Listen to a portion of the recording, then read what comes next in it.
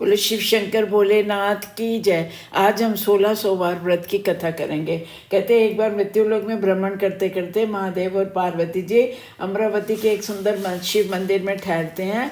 और शिव जी पार्वती जी उनसे एक दिन कहती हैं, महाराज हम चौसर खेलें। दोनों चौसर खेलते हैं। उसी समय ब्राह्मण मंदिर का पुजारी वहाँ पूजा करने आता है। पार्वती जी उसे बोलते चौसर में कौन जीतेगा? वो बिना सोचे समझे कह देता है महादेव जी जीतेंगे। जब खेल खत्म होता है तो वो पार्वती जी जीतती हैं और ब्राह्मण को कहती है तुमने झूठ बोला, इसके लिए तुमको कोढ़ग्रस्त हो जाओ। वो उनके शाप से ब्राह्मण को कोढ़ हो जाता है। काफ़ी समय बीतने के बाद उसी मंदिर में स्वर्ग से अप्सराएं शिव पूजन करने को आती हैं और ब्राह्मण को कोढ़ का कारण पूछती हैं। तो वो कारण बताते हैं। वो कहते हैं आप चिंता मत करो, आप 16 सोमवार का व्रत करो, आपका कोढ़ ठीक हो जाएगा।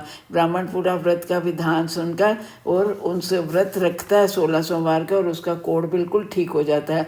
कुछ समय बाद फिर महादेव पार्वती उसी मंदिर में आते हैं। जब ब्राह्मण को कोढ़ मुक्त देख के पार्वती जी पूछते हैं ऐसे कैसे हुआ? तो वो 16 सोमवार का व्रत का महात्म बताते हैं। तो पार्वती जी कहते हैं कार्तिक मेरा बेटा कार्तिक मेरे से रूसा हुआ तो मैं भी 16 सोमवार का व्रत रखूंगी। वो व्रत रखते हैं तो कार्तिकेय जी खुद आके माँ को मिलते हैं। कार्तिकेय पूछते मेरे विचार में परिवर्तन हुआ, माँ आपने ऐसा क्या किया?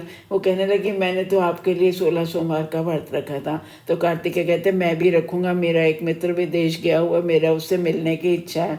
वो व्रत रखते हैं तो उसका मित्र उनको मिलता है। मित्र कहता है ऐसा तूने क्या किया कि अचानक ही हम मिल गए?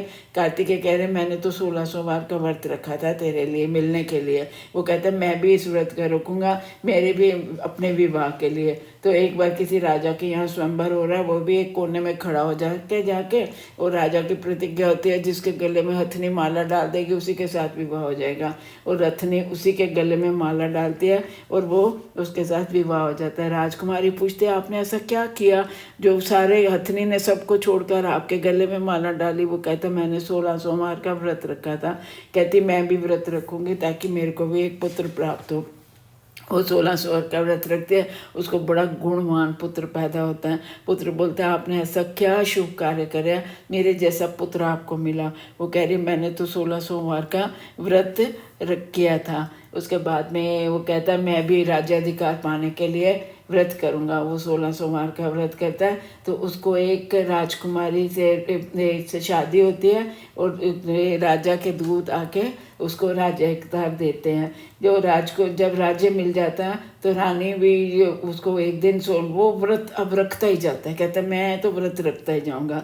एक 17वें सोमवार वो अपनी राजकुमारी से कहता है मेरे साथ शिवालय चलो पूजा करने। बोलते मैं क्यों जाऊँ, मेरे पास किस चीज़ की कमी है जो मैं मंदिर में जाके पूजा करके कुछ मांगूँ? तो वो नहीं जाती, मना कर देते। तभी आकाशवाणी होती है कि इसको घर से निकाल दो नहीं तो तुम्हारा सर्वनाश कर देगी। राजा रानी को घर से निकाल देता है। अब रानी भटकती रहती है। पहले उसको एक बुढ़िया मिलती है रुई बेचने वाली, वो उससे गठड़ी लेकर सिर पे रखती है और सारी आंधी आती है, सारी उड़ जाती है रुई। बुढ़िया उसको धक्का दे के निकाल देते हैं। फिर तेली के घर जाते हैं, उसके सारे मटके तेल के ही चटक जाते हैं।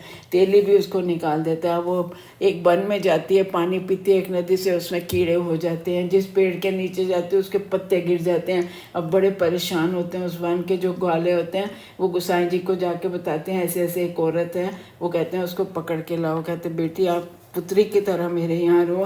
रानी को तसल्ली होती है। फिर गोसाई जी उससे पूछते हैं तूने ऐसा कौन सा बुरा काम किया जो तेरे साथ ऐसे हो रहा है? तो वो सब बताती है कि मैंने 17वें सोमवार कैसे शिव जी की पूजा के लिए मना किया तो मेरा यह हाल हुआ। तो गोसाई जी बहुत तरह से शिव भगवान की स्तुति करते हैं और वो 16 सोमवार का व्रत रखते हैं। 17वें सोमवार राजा के हृदय में विचार आता है कि रानी को गए हुए बहुत समय व्यतीत हो गया, भटकती होगी, ढूंढना चाहिए।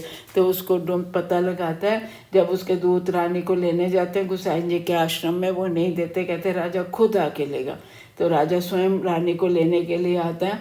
गोसाई जी की आज्ञा पाकर रानी प्रसन्न होकर राजा के महल में आती है। नगर में अनेक तरह की खुशियाँ मनाई जाती हैं।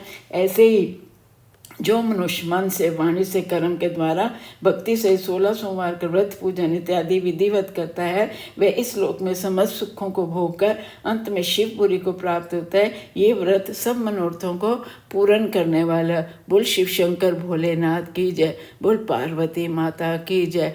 ओम नमः शिवाय, ओम नमः शिवाय, ओम नमः शिवाय। शिव शंकर भोलेनाथ सबका भला करना, सबका कल्याण करना, जो भी आपकी पूजा करता है सब पे दया करना।